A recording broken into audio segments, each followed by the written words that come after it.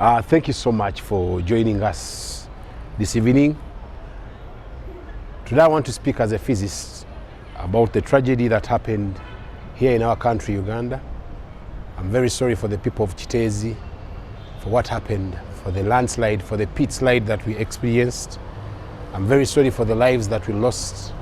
Perhaps if you had some scientific knowledge, as earlier predicted by some people, maybe such a tragedy wouldn't have been experienced.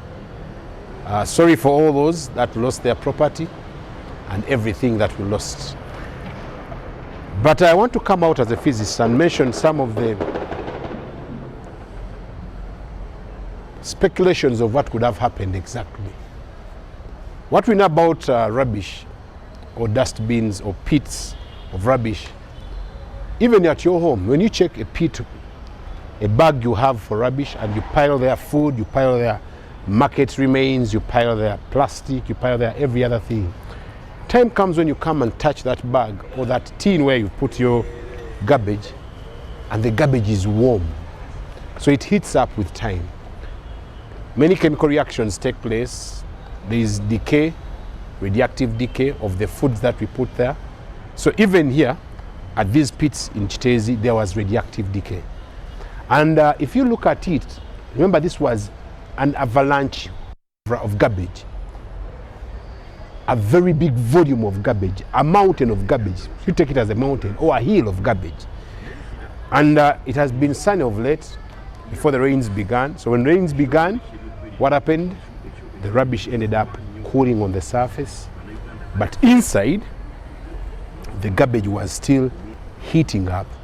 That's why some people were even able to see some of the chemicals that were being given as exhausts from the rubbish, that were being excreted by the rubbish. They were coming out, and some of them were in form of boiling. Others were taking it as acids which are boiling.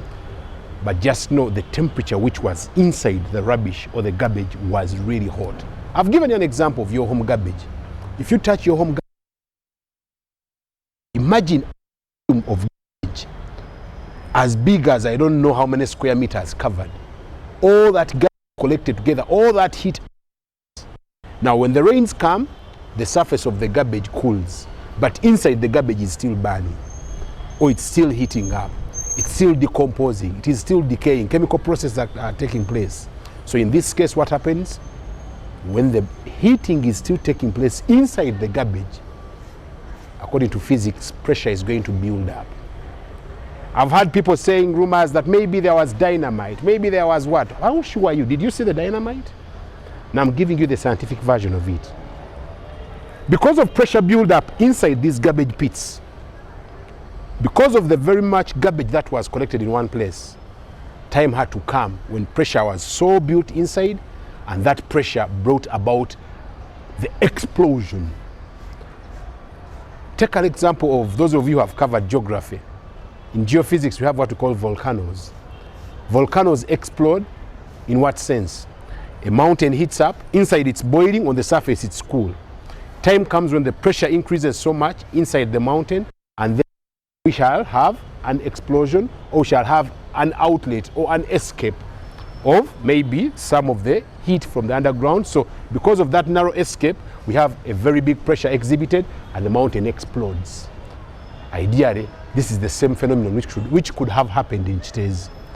Because of the garbage heating up, a lot of pressure has been built up inside the garbage had to explode. That's why when it exploded, it had to pour side by side. It was not just like a landslide. Some people are thinking it was a landslide. No, landslides normally go maybe on one side, but this explosion, which people are taking to be maybe to have been a dynamite explosion, it exploded and it ended up pouring on two sides. So basically, the physics behind is looking at the pressure that was built inside the garbage, and this pressure brought about the explosion of the rubbish pit. Another case I can give you which can explain this, look at the Big Bang Theory. The way it explains how the universe was made. In simple science, it talks about, for example, a cup of porridge. If you have a cup of porridge and porridge cools on the surface, then inside it is still warm or it's still hot. When you pierce your finger inside the porridge, it is still very hot. So you'll find that if the universe was one uniform body, and it was burning all through, just like you hear of the core, the Earth's core having magma burning all the time. It means that at one point, maybe the pressure can build so much and the Earth can explode.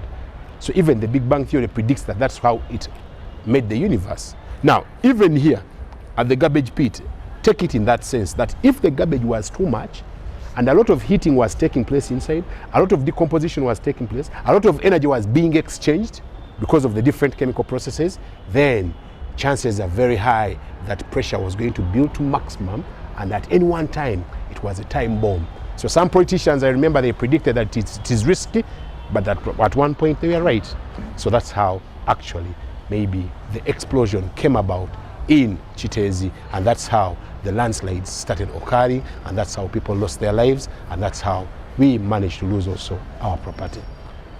So that's what I wanted to clear, that's what I wanted to say. I wanted to share with you the possible physics behind of what could have happened in our area, in Kitezi, here in Uganda. But once again, we are so sorry for the loss. We are so sorry as scientists. Perhaps we could have predicted this and warned people earlier on than this would. Earlier on before this could have happened. Thank you so much for tuning in. May God strengthen the families of those who lost their loved ones and property. One of the ways we can prevent such explosions and prevent such accidents in the different garbage pits you might have around is how to manage garbage. How to manage garbage, waste management. We have a problem in this country. The laws are there, but people don't follow them. Even the management, you're supposed to manage people, perhaps maybe there is a weakness. First, we have metals. We have polythene bags or papers. We have decaying or decomposing matter or materials. For example, foods, they can decompose.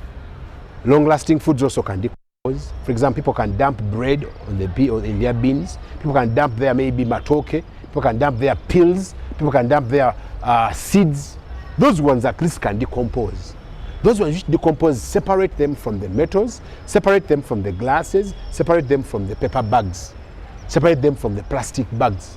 In that way, you will not bring about the decomposition low rate, which may end up maybe accumulating a lot of heat in very big magnitudes of garbage. So in that sense, if we manage the garbage rightly, if we manage the waste rightly, trust me, we shall have prevented some of those accidents from occurring in our country.